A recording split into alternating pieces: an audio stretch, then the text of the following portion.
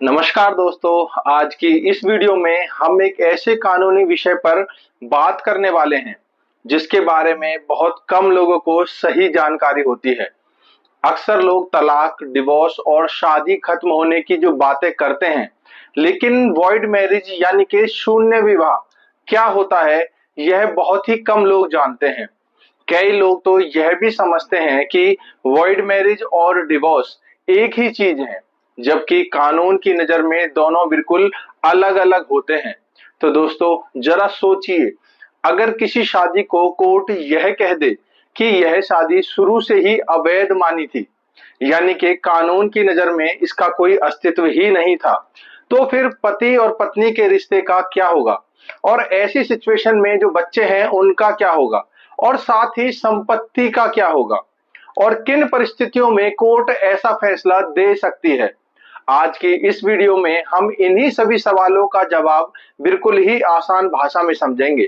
दोस्तों, वीडियो शुरू करने से पहले लेकिन अभी तक आपने हमारे चैनल को सब्सक्राइब नहीं किया है, तो दोस्तों जल्दी से चैनल को सब्सक्राइब कर लीजिए, क्योंकि हमारे चैनल पर जो भी वीडियोस डाली जाती हैं वह कहीं ना कहीं आपके यूजफुल होती हैं। और जल्दी से बेल आइकन दबा दीजिए। तो दोस्तों, सबसे पहले समझ लेते हैं कि वॉइड मैरिज आखिर क्या होती है। दोस्तों, वॉइड मैरिज का मतलब होता है एक ऐसी शादी जो कानून की नजर में शुरू ही नहीं हुई, यानी कि अमान्य, इनवैलिड शादी। दूसरे शब्दों में कहें तो ऐसी शादी को मानो कभी वह हुई ही नहीं हो। हालांकि जब तक कोर्ट डिक्री नहीं देता तब तक लोग पति पत्नी की तरह रह सकते हैं, लेकिन कानूनी रूप से उस विवाह में ऐसी गंभीर कमियां होती हैं जिसे कि शून्य घोषित किया जा सकता है। अगर हम हिंदू विवाह कानून की बातें करें तो यह व्यवस्था मुख्य रूप से हिंदू मैरिज एक्ट 1955 के तहत की गई है। इस कानून के सेक्शन 5 में हिंदू विवाह की आवश्यक शर्तें बताई गई और सेक्शन 11 में उन परिस्थितियों का उल्लेख किया गया है जिसमें कि विवाह को वॉइड यानी कि शून्य माना जाएगा।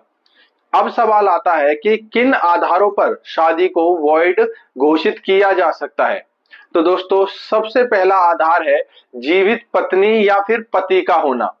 यदि किसी व्यक्ति की पहली शादी कानूनी रूप से अभी भी जारी है और उसने पहली शादी समाप्त किए बिना दूसरी शादी कर ली है, तो ऐसी दूसरी शादी सेक्शन 5 सब क्लॉज 1 और सेक्शन 11 के अनुसार वॉइड हो सकती है।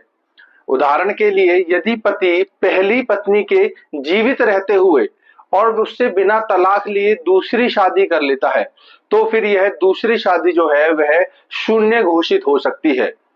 दूसरा सबसे बड़ा आधार है निषेध संबंधों में विवाह, यानी कि प्रोहिबिटेड रिलेशनशिप।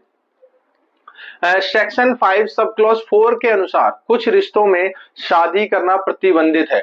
यदि ऐसे रिश्तों में विवाह किया जाता है और कोई भी मान्य प्रथा या फिर कस्टम उसे ऐसी कोई अनुमति नहीं देता, तो विवाह जो है वह वॉइड हो सकता है। और तीसरा सबसे बड़ा आधार है सपिंदा संबंधों में विवाह। धारा 5 सब क्लॉज 5 के अनुसार यदि विवाह ऐसे व्यक्तियों के बीच में होता है जो कि सपिंडा रिलेशनशिप में आते हैं और कोई मान्य प्रथा इसकी अनुमति नहीं देती, तो विवाह शून्य घोषित किया जा सकता है। अब यहाँ पर एक और महत्वपूर्ण बात को समझिए। बहुत से लोग मानसिक बीमारी, धोखे से शादी, कम उम्र छुपाने या फिर गर्भ अवस्था जैसी बातों को भी वॉइड मैरिज समझ लेते हैं, लेकिन हर मामला वॉइड मैरिज नहीं होता, यह आपको क्लियर होना चाहिए। कुछ शादियां वॉइड नहीं होती बल्कि वॉइडेबल मैरिज होती हैं। और दोस्तों, वॉइडेबल मैरिज का मतलब होता है कि शादी तब तक वैध रहती है जब तक कोई भी पक्ष कोर्ट में जाकर उस शादी को रद्द नहीं करवा लेता, तब तक वह शादी वैलिड रहती है। हिंदू विवाह अधिनियम की धारा 12 में वॉइडेबल मैरिज का उल्लेख किया गया है। दोस्तों, जैसे कि यदि किसी पक्ष की सहमति धोखे से ली गई हो, किसी तथ्य को छुपाया गया हो, शादी के समय किसी पक्ष की मानसिक स्थिति ऐसी रही हो कि वह वैध सहमति ना दे सके, तो ऐसी परिस्थितियों में विवाह जो है वह वॉइडेबल हो सकता है। यानी कि अगर मैं आसान भाषा में आपको बताऊं, तो वॉइड मैरिज और वॉइडेबल मैरिज में सबसे बड़ा अंतर यह है कि वॉइड मैरिज जो होती है वह शुरू से ही अवैध मानी जाती है, जबकि वॉइडेबल मैरिज तब तक वैध रहती है जब तक कोर्ट उसे रद्द ना कर दे। यानी कि आपको दोनों चीजों में डिफरेंस जो है वह समझ आ चुका होगा। अब एक बहुत ही महत्वपूर्ण सवाल, अगर शादी वॉइड घोषित हो जाए तो क्या उस शादी से जो बच्चे पैदा होंगे क्या वह अवैध कहलाएंगे? तो इसका जवाब है नहीं। हिंदू विवाह अधिनियम सेक्शन 16 बच्चों के हितों की रक्षा करती है और इस धारा के अनुसार वॉइड मैरिज हो या फिर वॉइडेबल मैरिज हो, इन दोनों से अगर कोई बच्चा पैदा होता है तो वह वैध माना जाएगा। यानी कि बच्चे की वैधता पर इसका कोई भी असर नहीं पड़ेगा और कानून उसे अवैध संतान नहीं मानता और बच्चे जो हैं वह अपने माता पिता की संपत्ति में अधिकार प्राप्त कर सकते हैं। दोस्तों, यदि विवाह वॉइड घोषित हो जाता है तो पति और पत्नी के वैवाहिक अधिकार सामान्य रूप से समाप्त हो जाते हैं। लेकिन यदि किसी पक्ष ने धोखे से, छल से या फिर गलत जानकारी देकर विवाह किया हो तो दूसरे पक्ष को परिस्थितियों के अनुसार अन्य कानूनी उपाय उपलब्ध हो सकते हैं। इसके अलावा मेंटेनेंस यानी कि भरण पोषण, निवास और बच्चों के अधिकारों से जुड़े मुद्दों पर न्यायालय अलग अलग कानूनों के तहत व्यक्ति को राहत दे सकता है। दोस्तों, कई बार लोग पूछते हैं कि अगर शादी वॉइड है तो क्या तलाक लेना जरूरी है?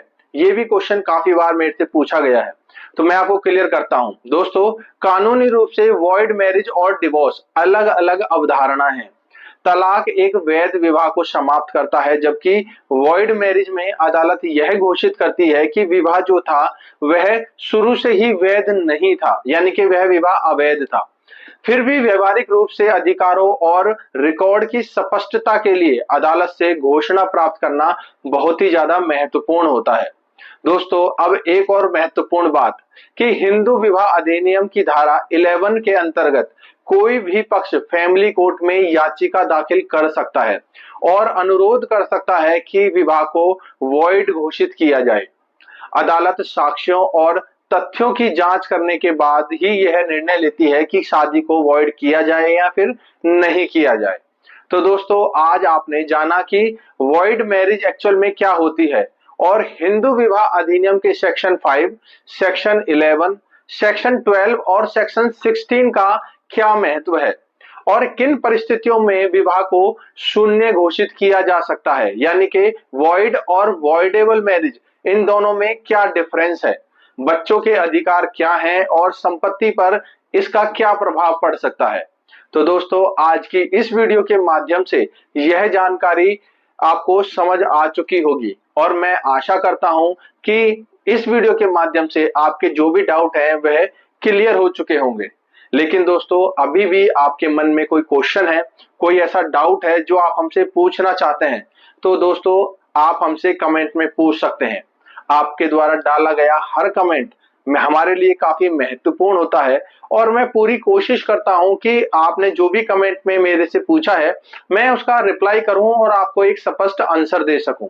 तो दोस्तों, कोई भी ऐसा डाउट है जल्दी से आप कमेंट कीजिए और अगर आप अपने केस से रिलेटेड हमसे कुछ जानकारी चाहते हैं, 1-to-1 में मीटिंग करना चाहते हैं, तो आप हमसे अपॉइंटमेंट भी ले सकते हैं। तो दोस्तों, मिलते हैं अगली वीडियो में किसी और नई कानूनी महत्वपूर्ण जानकारी के साथ। लेकिन दोस्तों, अभी भी आपने हमारे चैनल को सब्सक्राइब नहीं किया है तो जल्दी से चैनल को सब्सक्राइब कर लीजिए, बेल आइकन दबाना बिल्कुल भी ना भूलें ताकि हमारे द्वारा डाली गई हर वीडियो का अपडेट आप तक सबसे पहले पहुंचे। तो दोस्तों, मिलते हैं अगली वीडियो में किसी और नई कानूनी महत्वपूर्ण जानकारी के साथ। तब तक के लिए थैंक यू वेरी मच।